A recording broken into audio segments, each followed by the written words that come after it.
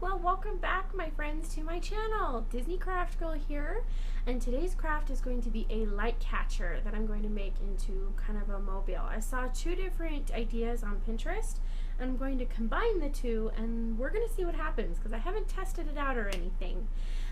So on top of the Disney theme, there's also going to be a 4th of July theme because we just celebrated the 4th of July yesterday. And as you go through this journey with me and on my other videos, you're going to see how much I love holidays. I love all holidays. I will find a holiday to celebrate every month. 4th of July is one of my favorites. I love spending time with my family, and I love celebrating, the independence of my nation.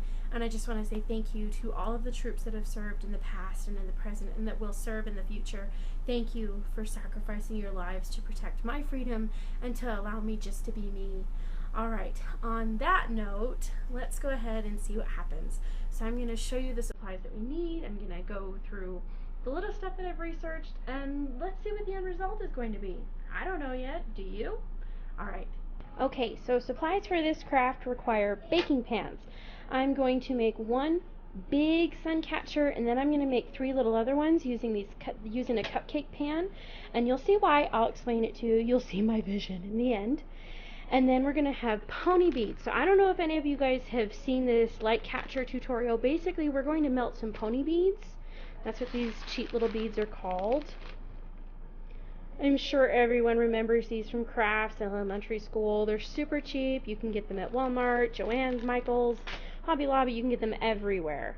But you basically melt these in a pan, and it's going to create a light catcher. So cool.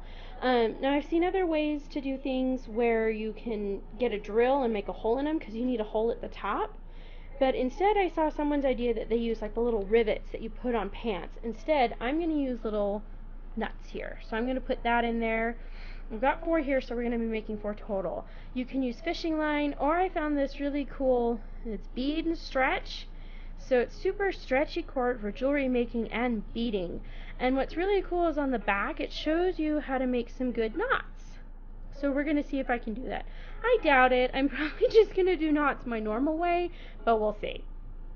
And then I've got some little keychain metal hoops here, because we're going to need to attach it to something so we can hang it outside. And last but not least, I'm using an embroidery hoop.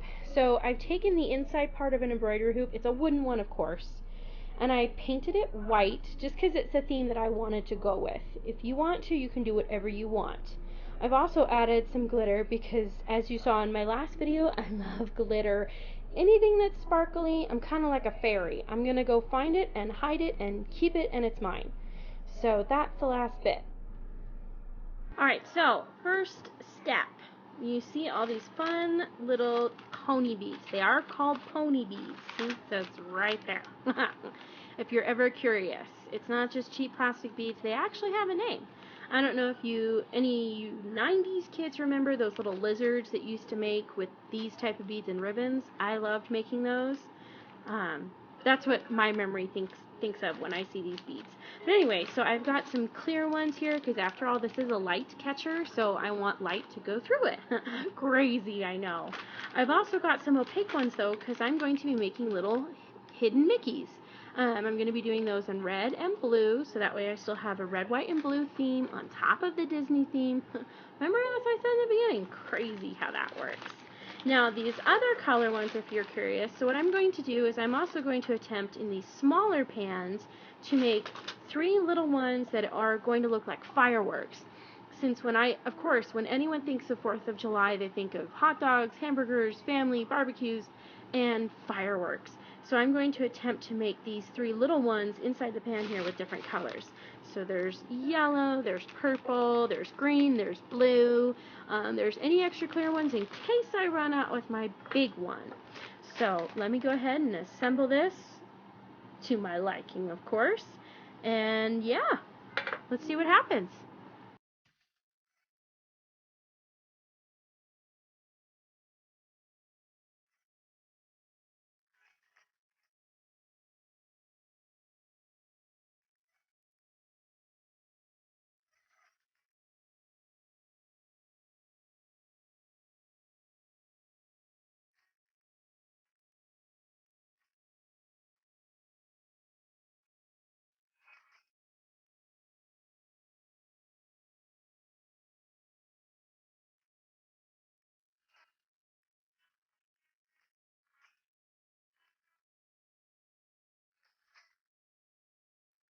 Alright guys, so here was the end result of my changed pattern. Originally I was going to do individual little Mickeys, like 3 blue, 3 red, just kind of throughout the whole thing.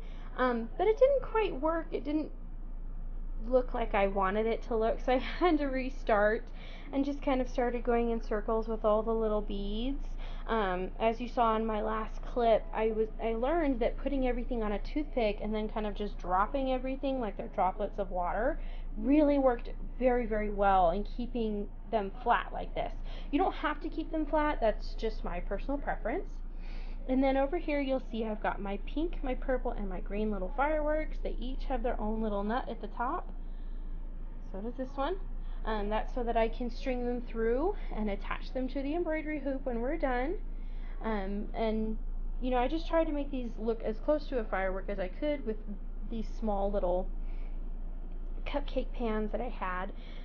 For me, I loved fireworks as a little girl. I can remember growing up in Chicago. We would go to Great America, Six Flags theme park, to go see the fireworks. And I don't know if anybody else remembers what a koosh ball was, but when I was a little girl, I always called them koosh balls, little fireworks.